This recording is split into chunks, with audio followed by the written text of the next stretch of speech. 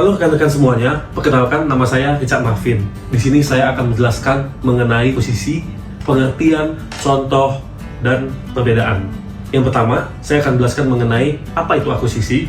Akuisisi itu adalah proses di mana satu perusahaan membeli mayoritas saham atau semua aset di perusahaan lain. Dalam akuisisi biasanya perusahaan itu mengambil alih menjadi pemilik baru dan mengendalikan perusahaan yang sudah diakuisisinya. Nah, tujuannya untuk memperluas pasar, mendapatkan teknologi baru, dan menghilangkan pesaing. Lalu, di sini saya akan menjelaskan mengenai contoh akuisisi. Contoh akuisisi itu adalah seperti yang terkenal sekarang mengenai Google mengakuisisi TestLab pada tahun 2014 dengan pembelian sebesar 3,2 miliar US dollar.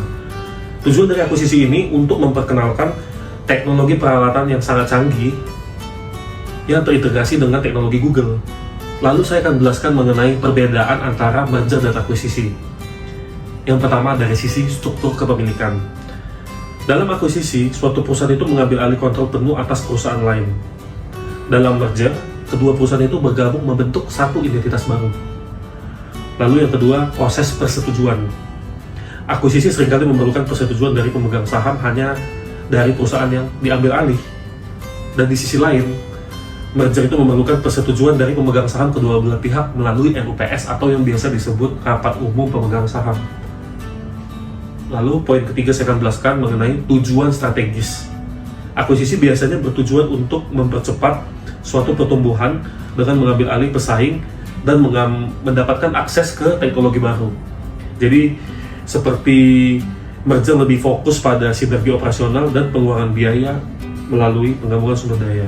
Maka dari itu, dapat kita lihat lebih jelas bagaimana strategi yang digunakan dalam dunia bisnis untuk mencapai pertumbuhan dan efisiensi. Merger dan akuisisi adalah sebuah strategi yang akan digunakan semua perusahaan untuk melakukan efisiensi perusahaan. Sebelum saya menutup video kali ini, saya akan memberikan kata-kata bijak untuk rekan-rekan semuanya, yaitu, if you are not willing to learn, no one can help you.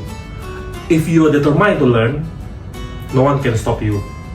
Demikian video singkat dari saya dan kata-kata bijak dari saya. Terima kasih. Sampai jumpa di next video.